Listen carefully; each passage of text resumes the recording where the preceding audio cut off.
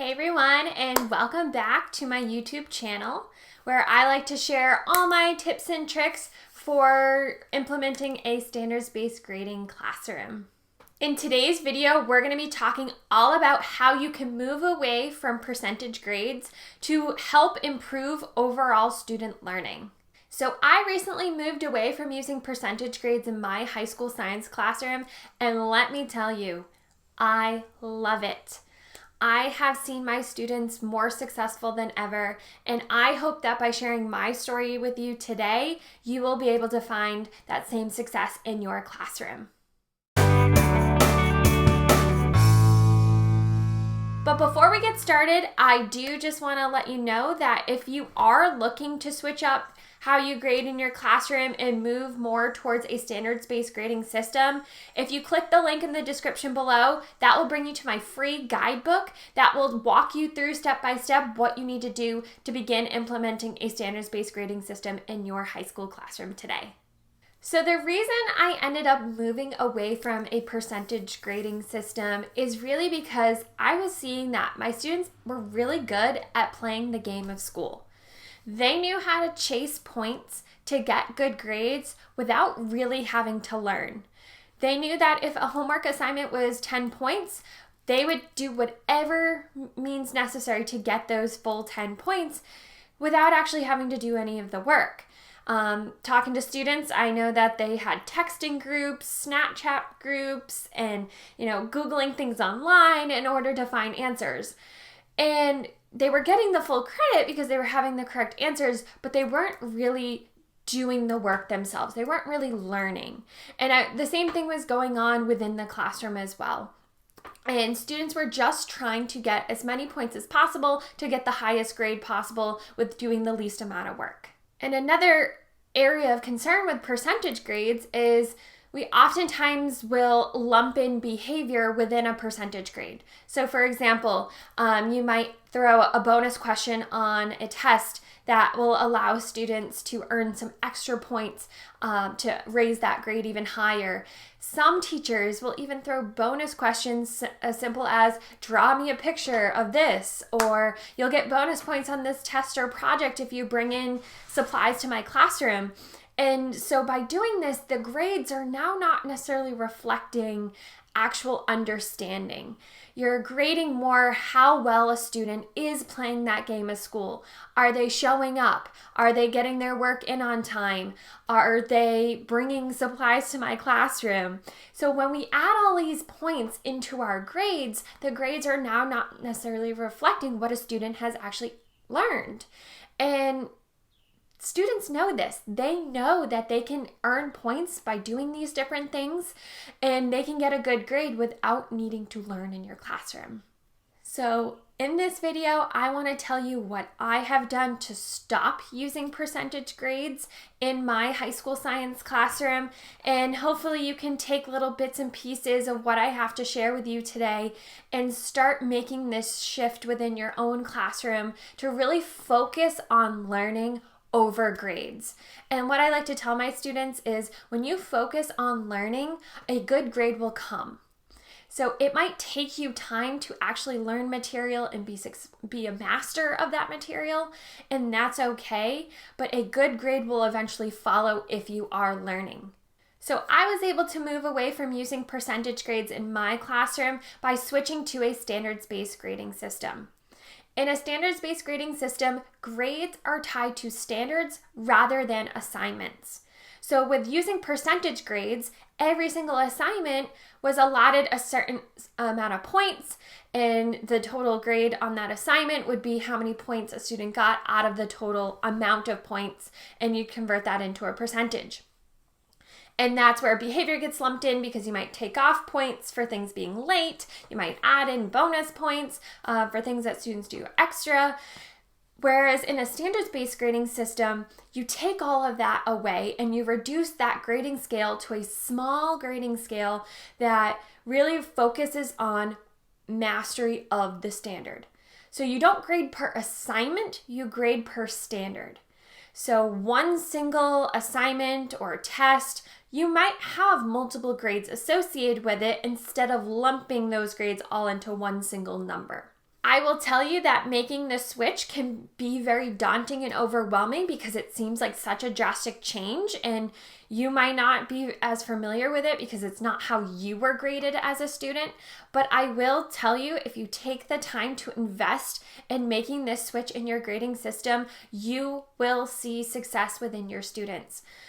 The students might be a little apprehensive at first, but they'll see that you are invested in them actually learning rather than just playing this game of school. And I promise that overall, you will see more successful students in your classroom. So to really start this process of switching up from percentage grades to a standards-based grading system in your classroom, you really just have to be upfront with your students about this change. You need to say to them that this is going to be different and it's going to be uncomfortable to not see a percentage associated with an assignment. And it's going to be overwhelming for students at first because they're not used to this system. I know when I was in, kindergarten, first grade, there was a standards-based grading report card given home. But after that, it was just percentages. So students may have never seen a standards-based grading report card before. So you really need to make sure you're having conversations with your students about why you've made the switch. So really, it's about learning and not chasing points. And the fact that how this change is going to play itself out. So what your grades are going to look like, what those grades mean. So you need to be having lots of open conversations with the students and tell them that we're all learning this together and we're all working to be better students, right? Even you as a teacher are working to be better. So it's important to have those upfront conversations with your students about why you are changing the grading system from something that they're used to. So on the first day of class, you probably don't want to go into all this detail exactly about how the standards-based grading system works. You just want to start throwing the ideas out there that grading will be different and that the focus will be on learning over grades. When it comes time to have that first actual graded assessment, whether it's an activity from class, a project, a test, whatever that assessment may be, that is when you really want to have the bigger discussion about the actual grades you will be assigning. So in my classroom, I use a 4-point standards-based grading scale. So the 4 is the highest grade you can get. A 4 means you have mastered a standard. You're an expert in that content or skill, meaning you know it so well you could go ahead and teach someone else how to do it or teach someone else about it. A level 3 score is you're not quite the expert, but you get it. You are there. You know what you're supposed to know, or you can do what you're supposed to do. You're just not showing, that extra step of being that expert. Level 2 is a score that's obtained when you're not there yet. You have not shown me that you can meet the entire standard.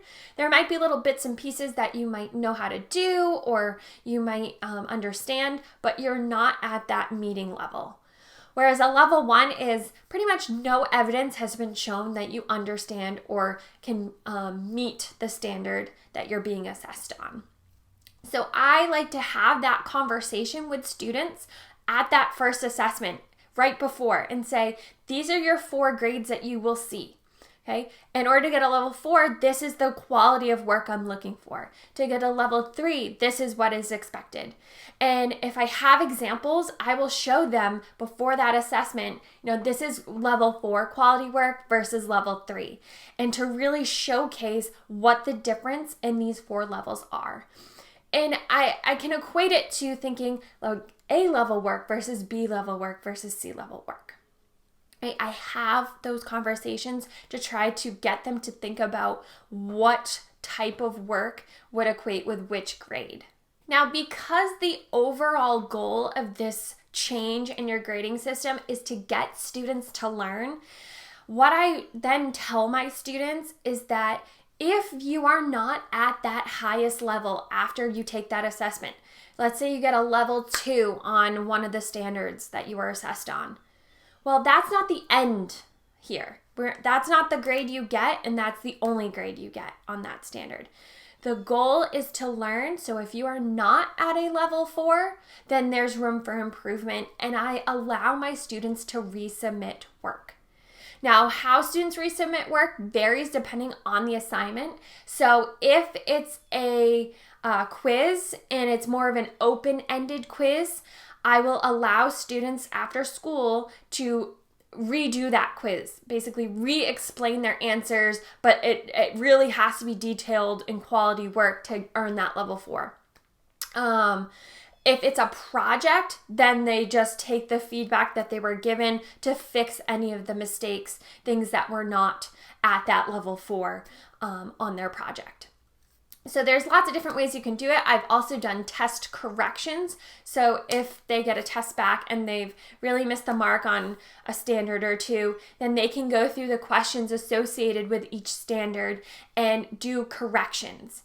And so the way I have my students correct work is they have to explain why the answer they selected that was wrong, why it's wrong, but then also provide the correct answer with a detailed explanation why that answer is correct.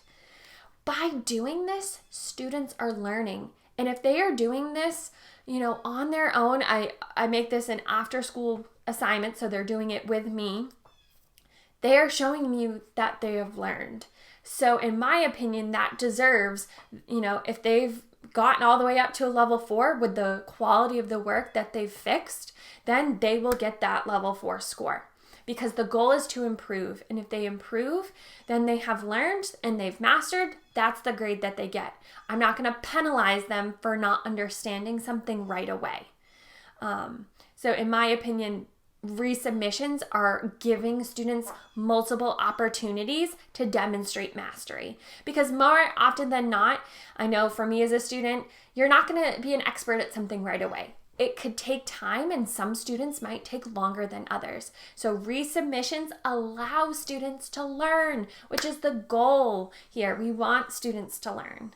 Now, because my school is not an actual standards-based grading school, so we don't have a learning management system that allows for standards-based grading, you can kind of finagle my grade book to make it somewhat standards-based grading, but at the end of a term, I have to give a student one single percentage grade. And unfortunately, because of that, I'm not a true standards-based grader in that sense. So what I have to do is basically take all those standards-based grades per standard that a student has been assessed on and convert that now into a single percentage grade at the end of a grading period.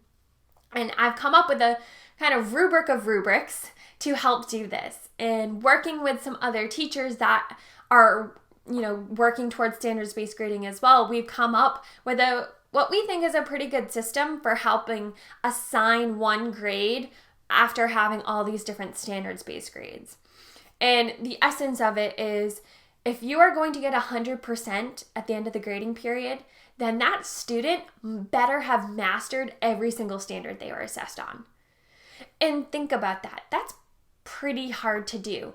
So now your course, that's rigor right there. It's hard to be an expert on every standard right off the bat. So you're not going to see many students obtaining that 100 score. To get let's say an A in the class, then they should be getting all 3s and 4s, right? They should have met every standard or been an expert at the majority of standards. So to get an A in my class, you need some combination of 3s and 4s, probably a healthy mixture of the two, which I have kind of a concrete number that I'm looking for in my classroom. If a student's going to be in the B range, then they should have all 3s and 4s, maybe 1 or 2 2s, level 2s in there. And this goes on and on. So basically what we're doing is taking, all the different standards-based grades and equating that to what percentage grade we think it would be associated with. And because in a standard-based grading system, you boil your grades down to just 4 different categories, 4, 3, 2, or 1. For students that are consistently hitting level 1s, or they just haven't submitted any work at all, and I do have to put a grade, a percent grade in the grade book at the end of a grading period, I personally use the 50%. And this is a hot debate in the teacher world, whether a student deserves a 50% if they've done little to no work all year long.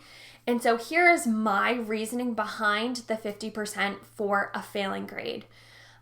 And pretty much the idea is an F is an F. So if a student has hit a level 1 on every standard because they've either done extremely poorly on assessments or they literally have done zero work, a 50 is an F. They have failed. And because I'm required to give a percentage grade, that 50 is giving them that failing grade. But the 50 would then still allow them to eventually improve if they so choose. So oftentimes you find that the students that are at this 50, they don't really care necessarily about their education and they're not going to try to improve. But every once in a while, you do find a student that might have struggled really badly in the beginning for a myriad of reasons. But maybe by the next grading period, they're really trying harder to do well. They're really trying to master material. Well, if they got a 10% because they did absolutely nothing, by term 2, if they're not at that mastery level for every standard, they're going to have a really hard time passing your class because they got that 10%. Whereas the 50, which is still a failing grade, they have a chance to be successful in the future if they work to improve. So in my belief, an F, a 50 is failing, but it gives students that chance to improve if they put in the effort. And my goal is to get students learning and not put them in this, hole where they can't dig themselves out. So I truly believe that if I have to give a percentage grade for a student that fails, the 50 is the grade that they get. So switching up your grading system can definitely be something that is overwhelming, but I promise that if you take these steps to stop using percentage grades in your classroom, you will see more successful students in your classroom. And if this is really something you would like to take on, definitely make sure you click that link below, as it will bring you to the free guidebook that I offer to help walk you through what you would do to start setting up a standards-based grading system in your classroom. Thank you for watching today's video. I hope that you enjoyed it and you can take some of these ideas back to your own classroom. Always leave comments below of what worked, or maybe suggestions that you may have for myself. I look forward to hearing from you, and I wish you all the best of luck.